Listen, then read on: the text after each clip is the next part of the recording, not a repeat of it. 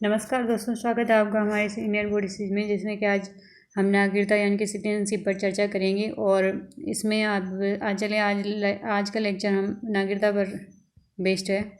और चलिए स्टार्ट करते हैं आज का लेक्चर।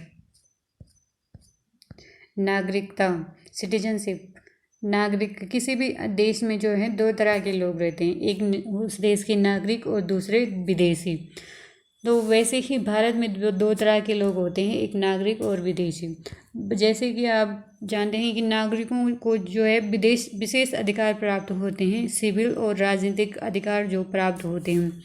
और वहीं विदेशियों को जो है कम, यहाँ पे कम लिखा है तो आप इसको इग्नोर कीजिएगा, तो कम अधिकार प्राप्त होते हैं। वहीं विदेशी नागरिकों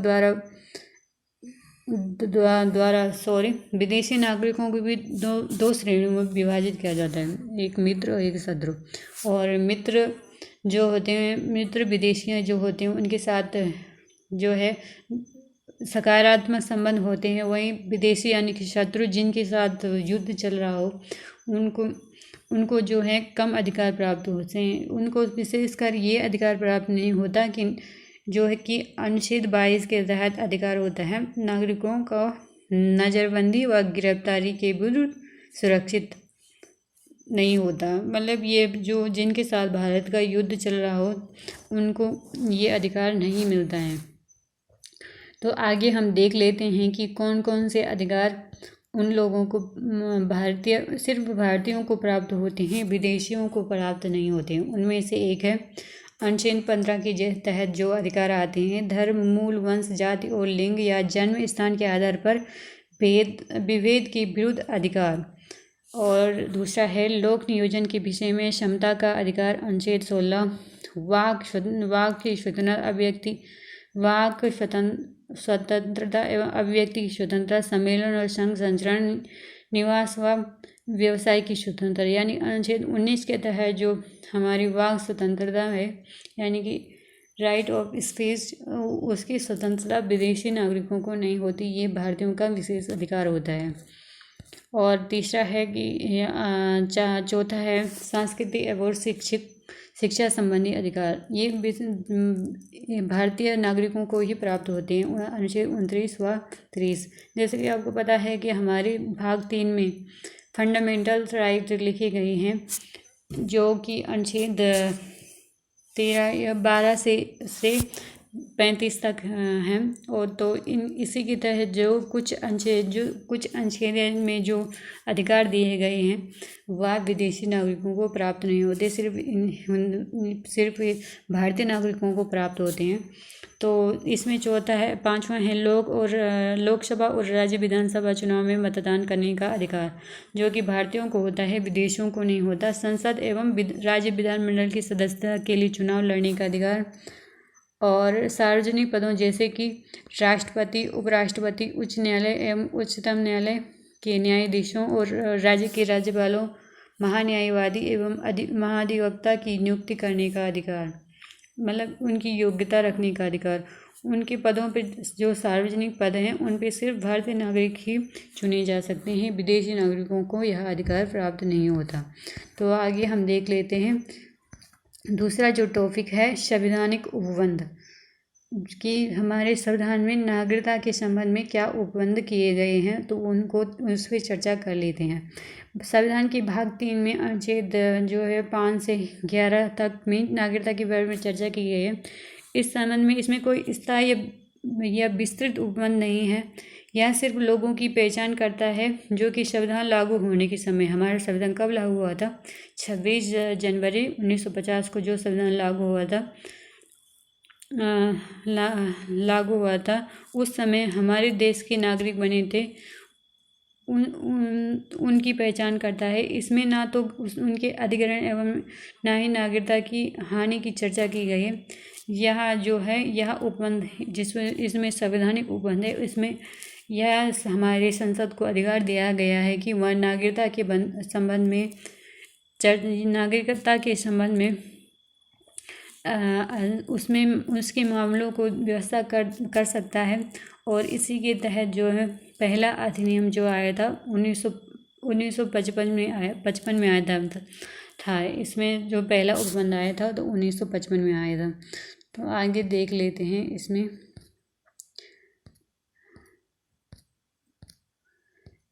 नागरिकता का अर्जन कैसे किया जा सकता है, ये इस टॉपिक को हम थोड़ा लेट देखेंगे। इससे पहले हम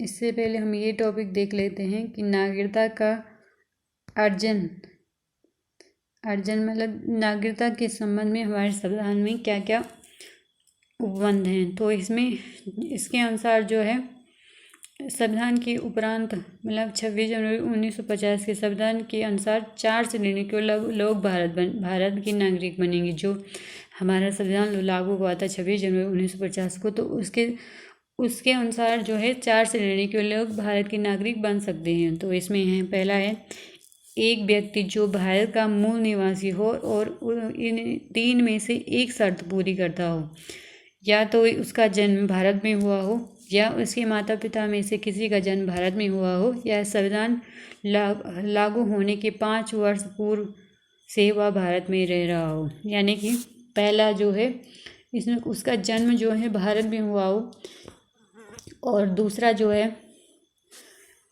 पहला उसका जन्म भारत में हुआ हो, और फिर दूसरा जो है उसके माता पिता में से किसी का जन्म भारत में हुआ हो, या फिर संविधान लागू हुआ कब हुआ 26 जनवरी 1950 को हमारा संविधान लागू हुआ, तो उससे 5 वर्ष पूर्व से वह भारत में रह रहा हो।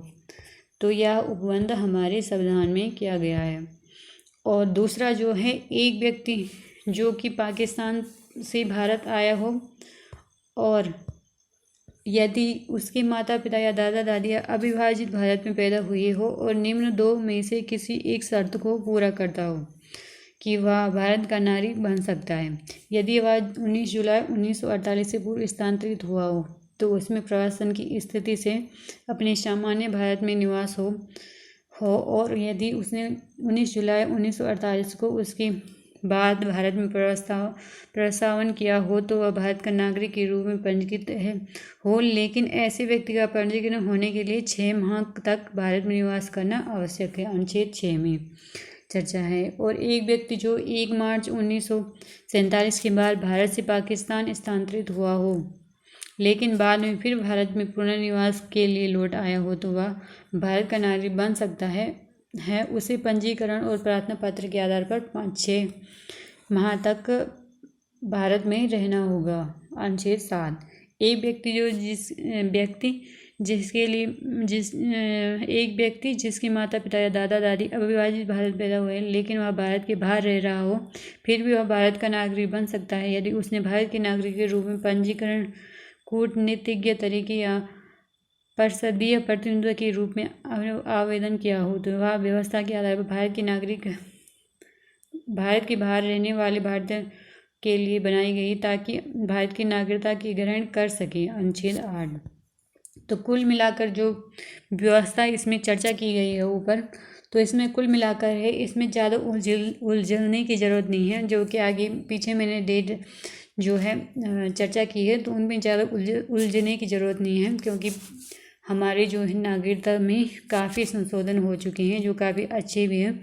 तो हम जो कि शॉर्टली हम देखें तो इसमें जो लिखा गया है कि व्यक्ति जो भारत का मूल निवासी हो और व्यक्ति पाकिस्तान से स्थानांतरित हुआ हो, भारत में व्यक्ति पाकिस्तान से स्थानांतरित हुआ हो, लेकिन व्यक्ति पाकिस्तान में स्थानांतरित यानी कि पाकिस्तान चला गया हो, लेकिन बाद में भारत लौट आया हो, तो वह भी भारत का नागरिक होगा। और भारतीय मूल का व्यक्ति जो भारत के बाहर रहता हो, वह भी भारत का नागरिक आसानी से बन सकता है।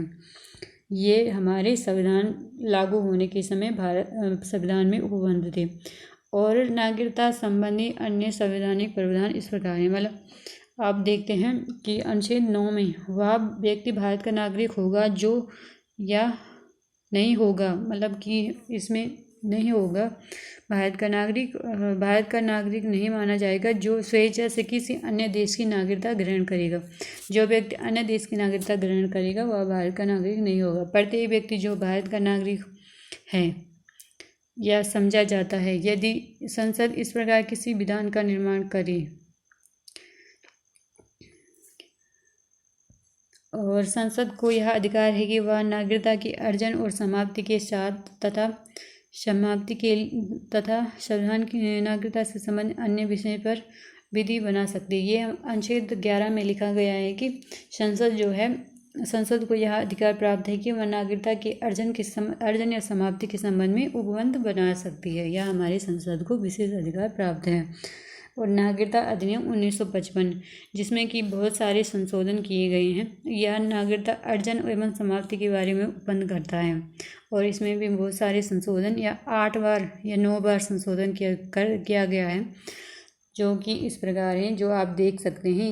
ये नोट जो है मैंने लक्ष्मीकांत से लिया है, तो इसको आप देख सकते हैं। तो हम अब पीछे जाते हैं कि नागरिकता का अर्जन किस तरह से किया जा सकता है। ठीक है, नागरिकता का अर्जन किस तरह से किया जा सकता है। नागरिकता अधिनियम 1955 नागरिकता प्राप्त करने की 5 शर्तें बताता है। मतलब कि 5 शर्तों के आधार पर जो है कोई भी व्यक्ति कोई भी विदेशी भारत की नागरिकता अर्जित कर सकता है। जन्म, वंशानुगत पंजीकरण, प्रकृति एवं क्षेत्रीय समाविष्टि के आधार पर भारत की नागरिकता कोई भी नागरिक या कोई भी व्यक्ति अर्जित कर सकता है। तो भारत नागरिकता अर्जन, तीसरा टॉपिक है नागरिकता का अर्जन किस प्रकार किया जा सकता है। जन्म के आधार पर कैसे किया जा सकता है। भारत में जो व्यक्ति भारत में 26 जनवरी 1950 या उसके बाद परंतु 1 जुलाई 1947 से पूर्व जन्मा व्यक्ति अपने माता पिता के जन्म की राष्ट्रीयता के बावजूद भारत का नागरिक होगा। मतलब कि भारत में 26 जनवरी या 1950 को या उसके बाद परंतु 1 जुलाई से पूर्व जन्मा व्यक्ति अपने माता पिता के जन्म की राष्ट्रीयता के बावजूद भारत का नागरिक हो सकता है या बन सकता है। भारत में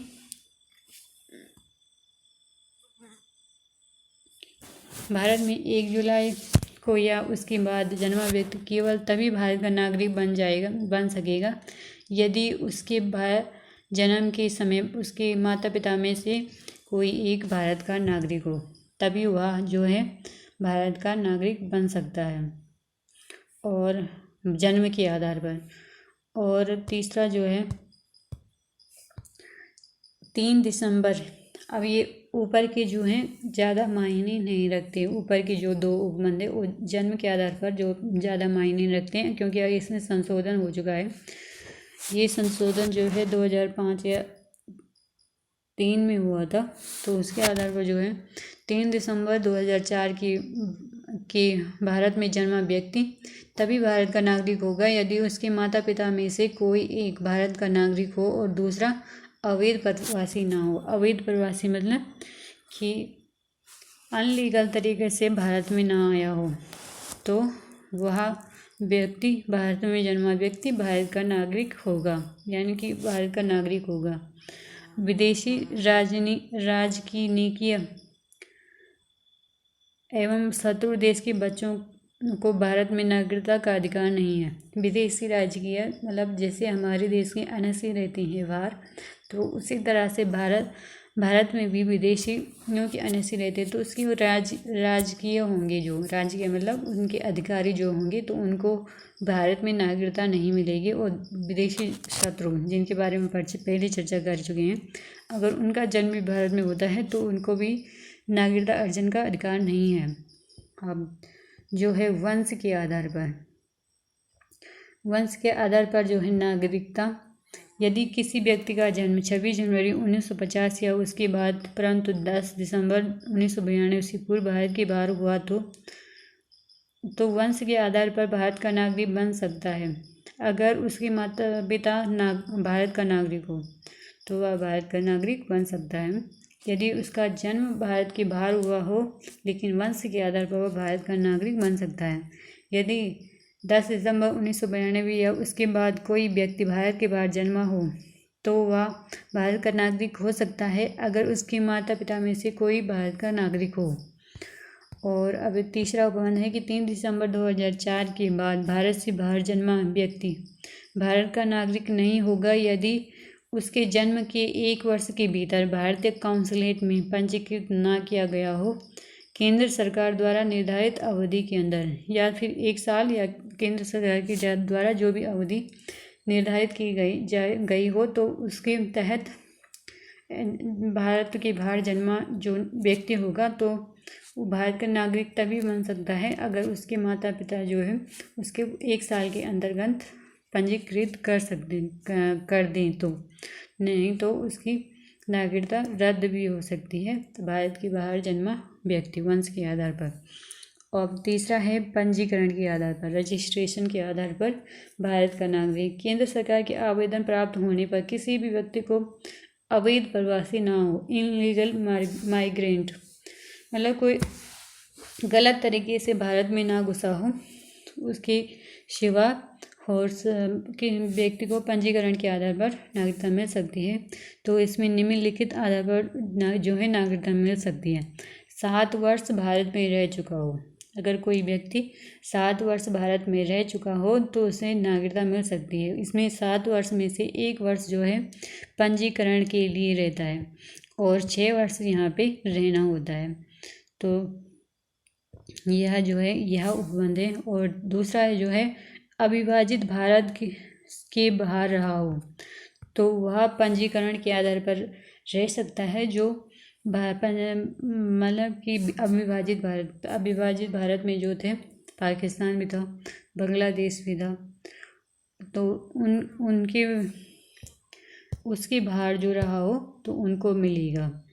और तीसरा है भारतीय नागरिक के साथ विवाह किया हो लेकिन 7 वर्ष पूर्व भारत में रहा हो, तभी उसको नागरिकता मिलेगी। भारत के नागरिक के नाबालिग बच्चे उनको भारत की नागरिकता मिलेगी जो इनकी उम्र कम से कम 18 वर्ष से कम हो।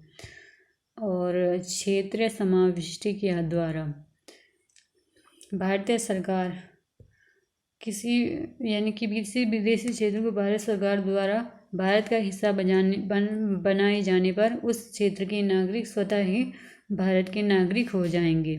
उदाहरण के लिए पुडुचेरी के नागवा को भारत का हिस्सा बनाया गया।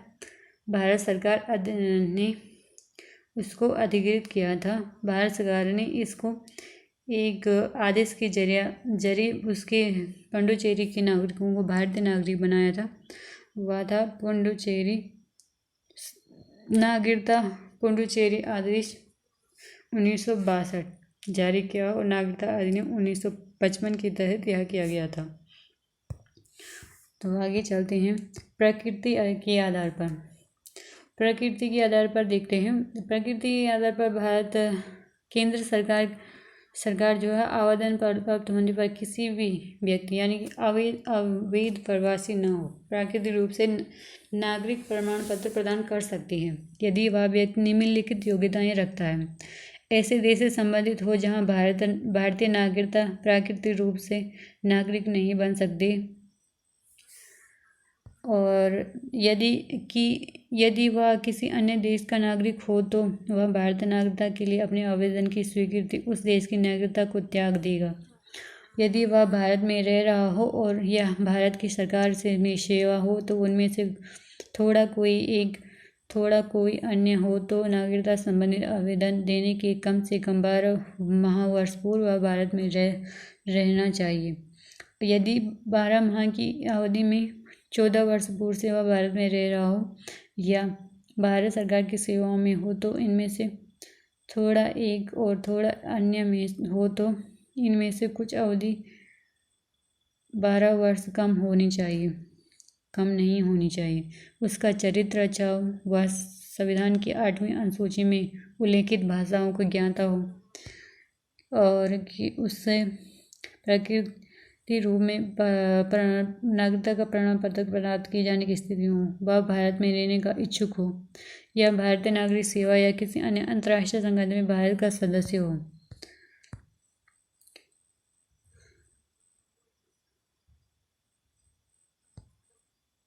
अब बरस्त खाते मतलब समाप्ति, नागरिकता को कैसे समाप्त किया जा सकता है भारत में, ये हमारा चौथा टॉपिक है।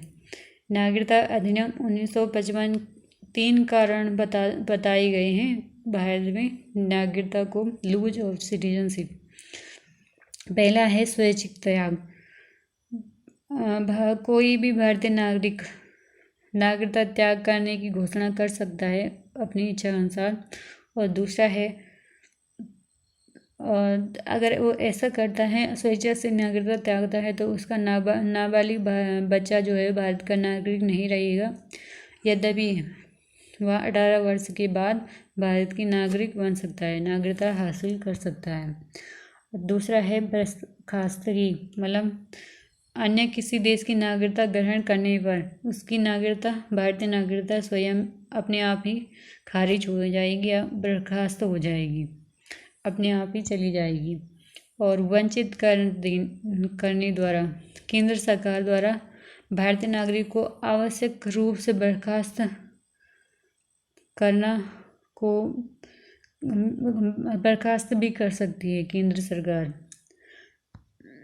जो है, यदि वह नागरिक जो है फर्जी तरीके से भारत से नागरिकता उसने प्राप्त की हो, शत्रु के साथ युद्ध के दौरान, ये जो हमारे शत्रु देश हैं उनके साथ युद्ध के दौरान गैर कानूनी संबंध रखा हो, या राष्ट्र विरोधी सूचना जो है युद्ध के दौरान शत्रु देश को दी हो, और या तो उसने पंजीकरण और प्राकृतिक नागरिकता प्राप्त हो 5 वर्ष, उसको अगर पंजीकरण या प्राकृतिक आधार पर जो है नागरिकता अर्जन की हो और 5 वर्ष के दौरान भारत में 5 वर्ष रहा हो और उसमें 2 साल की जेल हुई हो, तो उसकी नागरिकता से वंचित किया जाएगा, कर सकती है केंद्र सरकार। भारत के बाहर सामान्य रूप से 7 वर्ष रहा हो, अगर कोई नागरिक जो है लगातार 7 वर्ष भारत से बाहर रहता है तो उसकी नागरिकता स्वतः चली जाएगी। तो ये कुछ शर्तें थी, ये कुछ नागरिकता ये करने की शर्तें थी। ये था आज हमारा टॉपिक नागरिकता। तो एक इसमें थोड़ा एक टॉपिक रह गया है कि भारत में नागरिकता, हमारे देश में जो है नागरिकता जो है एकल नागरिकता है, मतलब कि राष्ट्रता जो है एकल है, मतलब इसमें राज्यों की नागरिकता नहीं है। राज्यों की नागरिकता का मीनिंग है कि जैसे कि अमेरिका में जो है राज्य, उनके स्टेट जो हैं अमेरिका के, तो उसकी नागरिकता भी होती है और अमेरिका की अपनी एक अगर नागरिकता होती है, लेकिन भारत में जो है एकल नागरिकता है। यद्यपि भारत संवैधानिक संघीय है, मतलब संघीय का मतलब होता है कि राज्यों का संघ है, मतलब राज्य जो है उसके संघ है, लेकिन इसमें दोहरी नागरिकता नहीं है जैसे कि अमेरिका में है। इसमें केवल एकल नागरिकता की व्यवस्था की है। और भारत एक विशाल देश है जिसमें कि विदेश, भाषीय, क्षेत्रीय और सांस्कृतिक आदि विविधताएं हैं, और इस तरह का मतभेद तथा किसी तरह का भेदभाव उभर के सामने न आए, इसलिए भारत की एकता और अखंडता को सुनिश्चित करने के लिए जो है एकल नागरिकता को अपनाया गया। तो ये था आज का हमारा टॉपिक लेक्चर। तो यहाँ तक इस लेक्चर को सुनने के लिए बहुत बहुत धन्यवाद, और नमस्कार।